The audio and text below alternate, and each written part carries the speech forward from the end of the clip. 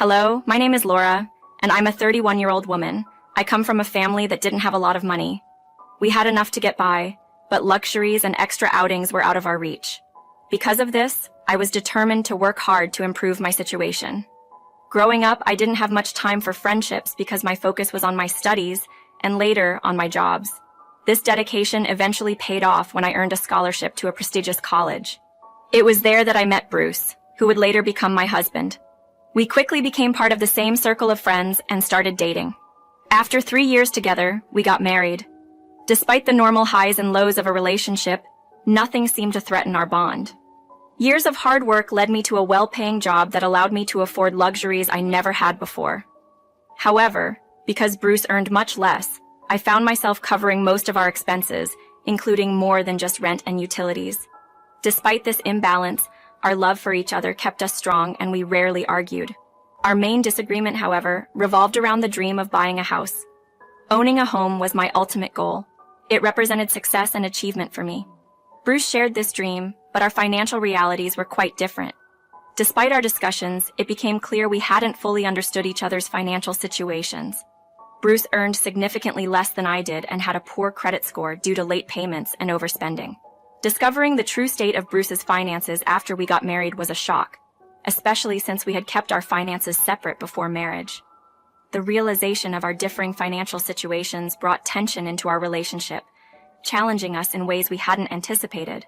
Despite the financial challenges Bruce brought into our marriage, my love for him was unwavering. I couldn't imagine leaving him over money issues. As his partner, I believed in sharing not just his joys but also his burdens. This commitment led me to shoulder both our living expenses and help him tackle his credit card debts. It took a year of diligent payments and financial management to improve his credit score, even slightly. However, this dedication meant I had no chance to save money, a fact that Bruce found hard to believe. Bruce, under the impression that we had a significant savings account, was shocked and upset when he discovered we didn't.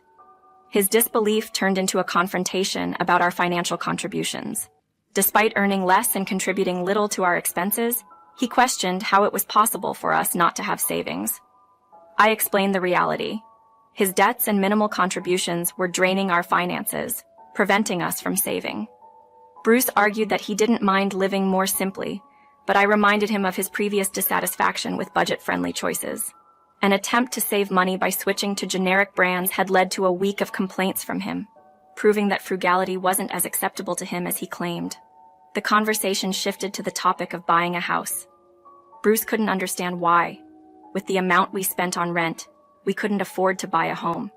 I tried to explain that it wasn't that simple, especially with his credit situation. I suggested that our focus should be on improving his credit score first, ensuring we could jointly afford and truly own a home in the future without financial strain.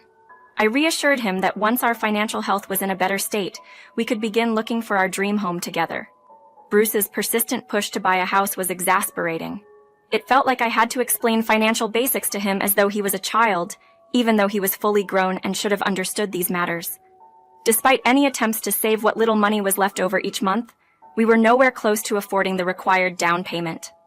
Furthermore, the mortgage would have to be solely in my name, placing a heavy financial burden on me alone, a responsibility I wasn't eager to take on by myself. Bruce's subtle signs of disappointment were meant to remind me of his dissatisfaction, but I found it hard to sympathize with him. Given his financial mismanagement, I felt he should have been thankful that I stayed and supported him, rather than expressing ingratitude, which only served to irritate me further. Regularly, Bruce lamented being the only one among his friends without a home, branding it as a source of shame for someone his age. He employed every form of emotional manipulation he could think of to pressure me into buying a house, actions that left me feeling more repulsed than persuaded. I was baffled as to where he thought the money for such a purchase would come from. When Bruce saw his attempts were futile, he escalated the situation by involving his mother, Angela, hoping she could sway me. He conveniently arranged her visit while I was at work, catching me off guard upon my return. Angela's presence under these circumstances confused me. I was unaware of any significant struggle we were supposedly facing, according to Bruce. The conversation took an awkward turn when Angela mentioned the house buying issue, revealing Bruce had complained to her about it. Despite her intentions, the situation only highlighted Bruce's inability to handle our disagreements maturely. While Angela proudly stated she had raised her son to turn to her with his problems, I couldn't help but wish Bruce had approached our challenges as a partnership, rather than seeking external pressure to get his way. After a tense discussion with Angela, Bruce's mother, we reached a tentative understanding about our house-buying dilemma. Angela inquired if the resolution was to have Bruce wait another 4 to 8 years before owning a house, to which I confirmed, emphasizing that it was the practical timeline considering our financial situation. Angela questioned how I could seemingly deny Bruce like this, unaware of the full context I had shared with Bruce previously. I explained that without sufficient savings for a deposit, and considering Bruce's previously low credit scores, which I had worked hard to improve, taking on a mortgage would place an unfair financial burden solely on me. Angela challenged the notion of this burden, questioning my love for Bruce and suggesting that true love would overlook such practical concerns. While I reaffirmed my love for Bruce, I also stressed the importance of making decisions based on logic rather than emotion alone. Angela offered to lend us money for the deposit, but I declined, insisting that I wanted to purchase a house with our earnings. I mentioned that Bruce was welcome to accept her assistance if he chose, but it was not a route I was comfortable taking. Exhausted from the day's work and the heated discussion, I excused myself to unwind. As I retreated, I could hear Angela accusing me of selfishness for not immediately jumping at the opportunity to buy a house, but I was too drained to engage further. The repetition of explaining our financial reality to both Bruce and his mother had worn me thin. Deciding that enough energy had been spent on the matter for the day, I opted for a hot shower to relax and clear my head. Later, sitting in the tranquility of my bedroom, I reflected on the day's events. Bruce's decision to involve his mother in our private financial debate was upsetting. I've always believed that relationship issues should be resolved internally, without dragging in outside parties, a boundary Bruce knowingly crossed. His action, aimed at pressuring me into agreeing to buy a house, struck me as a desperate and disappointing strategy. This intrusion into our personal matters left me feeling frustrated and questioning the dynamics of our relationship. Bruce's aspiration to match his friend's home ownership status underscored his reluctance to strive for financial improvement. While his friends achieved their financial goals through dedication and hard work, Bruce remained content with his entry-level job since college, viewing any career advancement as too cumbersome. Despite my efforts to encourage him to seek better job opportunities, his comfort with the status quo made any change seem daunting. Angela, Bruce's mother, questioned my willingness to carry the financial load of a mortgage alone, implying that my love for Bruce should override any practical concerns. I chose not to share with her the deeper issue at hand, Bruce's financial irresponsibility. His habit of squandering his salary on trivial items posed a significant risk to our financial stability. If we were to commit to a mortgage, Bruce's contribution would be crucial to avoid compromising our basic living standards. His lack of motivation to improve his job situation made me wonder about his commitment to our future together. The suggestion that I was at fault for not wanting to shoulder this responsibility alone felt unjust. Explaining this to them seemed futile, as I anticipated they would twist my words against me. That evening, Bruce informed me via text that he would be staying with Angela, expressing an expectation for an apology from me to both of them. I stood firm in my conviction that I owed no apology, feeling that it was they who should apologize for putting me in such a difficult position and casting me as the antagonist in the situation. Feeling overwhelmed, I invited my best friend Judy over for support. I needed reassurance that my feelings and decisions were valid amidst the pressure from Bruce and Angela. Sharing the ordeal with Judy, I expressed my bafflement at their united front against me, seeking solace and understanding in a friend who could confirm I wasn't losing my grip on reality. Feeling like I was in the wrong for not having to their demands made me question myself until Judy reassured me that my logic was solid. If Bruce had been patient enough to wait a year, allowing us to save adequately, we wouldn't be in this predicament. Reflecting on our relationship, I realized Bruce's impatience and his tendency to throw tantrums if he didn't get his way had always been an issue. Early on, I tried addressing it, but it seemed my efforts were in vain as I gradually learned to just cope with his behavior. However, the current situation, his demand for a house, was beyond what I could simply accommodate. When Bruce didn't get his way, he'd sulk until I orchestrated some elaborate gesture to appease him, or he'd somehow manage to get what he wanted, likely with Angela's help. Judy speculated that Angela might attempt something drastic to secure the house for Bruce, despite already having her own mortgage. This possibility hadn't crossed my mind, but Judy's insights urged me to consider all angles and prepare for any manipulative tactics they might employ.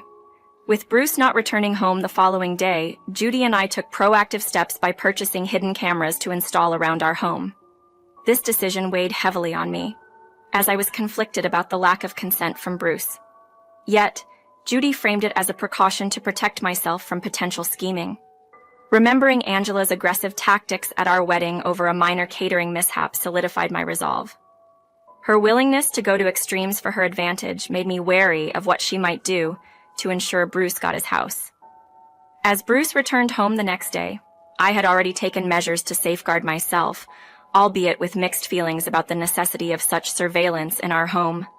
This precaution, prompted by Judy's advice and my own experiences with Angela's aggressiveness, was a somber reminder of the complexities and challenges in navigating my relationship with Bruce and his mother. When Bruce returned, he chose not to speak to me, and I felt no compulsion to break the silence first. This standoff continued for several days, with Bruce opting to sleep in the guest room and avoiding me entirely. However, I couldn't help but notice an uptick in Angela's visits. At first, it was just frequent phone calls between Bruce and his mother that caught my attention. Trying to glean some insight, I checked the camera footage but found that their phone conversations were mostly one-sided, with Bruce listening to Angela. The situation escalated when Angela started visiting in person. They would seclude themselves in the guest bedroom for hours, speaking in low tones. Curiosity led me to review the camera footage from these visits, where I discovered their conversations were often filled with disparaging remarks about me. Hearing Bruce speak so negatively was painful and made me realize that our relationship was not what I had hoped it would be. A particular conversation between them stood out to me and confirmed my worst fears. They hadn't approached me for reconciliation because Angela advised Bruce against it, suggesting it would give me too much leverage. Bruce expressed his discomfort with the estrangement, lamenting that the relationship had deteriorated. Angela shared her similar past experience with her husband and hinted at having resorted to manipulation to get her way. She promised to employ the same tactics to help Bruce acquire the house he desired, asking for his compliance with her plan. This revelation was alarming. The prospect of Angela plotting something deceitful was precisely what I had feared. It was clear that they were planning to manipulate the situation to their advantage, disregarding how it would affect me. The confirmation of their scheming through the camera footage was a turning point, solidifying my decision to leave a relationship that had become so toxic and manipulative. Despite discovering the unsettling plot through the recordings, I was initially left in the dark about the specifics of Angela's plan. Just like Bruce, I had to patiently wait for her scheme to unfold. Engulfed in work the following day, I had no opportunity to keep an eye on the happenings at home. By the time I returned, drained from the day's toil, Bruce's unexpectedly cheerful demeanor caught me off guard. His sudden affection sparked my curiosity, reminding me that Angela's plan must have come to fruition. Escaping under the pretext of needing to freshen up, I rushed to our room to check the recordings. My fears were confirmed. Angela had manipulated documents to secure a house in Bruce's favor, deceitfully involving my bank accounts and taking out a mortgage under my name. This betrayal, risking my financial stability and credit, ignited a fury within me. Yet the late hour meant I had to wait until morning to take action. First thing the next day, I sought legal counsel, taking Judy along for support. We initiated legal proceedings against the forgery, ensuring all necessary steps were meticulously followed. Upon my return, I found Bruce still basking in his oblivious joy, with Angela radiating triumph. Their casual inquiry about my day off work was met with the harsh truth of their actions. Confronting them with the revelation of the forged documents in my name, I watched as their smugness faltered. Bruce's naive excitement over the house, blind to the legal and ethical ramifications of their actions, was appalling. When I challenged the morality of their choices, Bruce deflected, framing his desires for a better life as justification for their deceit. Their attempts to dismiss the gravity of their actions only deepened my resolve. The realization that Bruce valued material possessions over honesty and integrity marked a turning point. Their disregard for the consequences of their scheme and Bruce's accusation of my having a fragile ego for objecting to their criminal actions underscored the deep flaws in our relationship and Bruce's character. This incident crystallized the necessity of reevaluating our future together, with legal and personal boundaries firmly in place. Indeed, I did accuse them of a crime because that's precisely what they had committed. Bruce's vague aspirations for a better life fell flat as a defense. Such motives hardly sway legal judgment. Their confidence in my lack of evidence vanished when I revealed the recorded conversation on my phone, displaying their panic-stricken faces as they realized the gravity of their actions. I informed them that legal actions were already in motion, advising them to seek legal representation promptly. With my essentials packed, I sought refuge at Judy's, stepping into a whirlwind of court appearances and legal battles. In court, Bruce and Angela attempted to paint me as the antagonist, yet no amount of vilification could excuse their act of forgery. Bruce's defense that he was coerced by Angela crumbled without evidence of any threat from her. Given Angela's history with forgery, she received an 8-year sentence, while Bruce faced 3 years.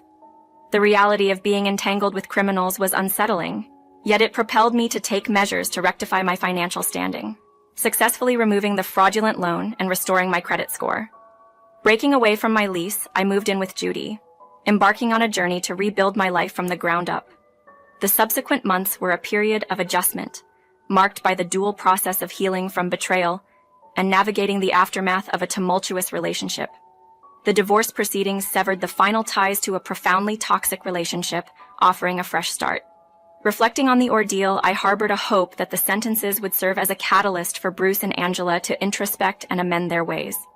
The end of the relationship, while painful, ushered in a phase of self-discovery and growth. Grateful for the support of friends like Judy, I am now navigating the path to recovery, embracing the lessons learned and the promise of brighter days ahead. Thank you for lending an ear to my story.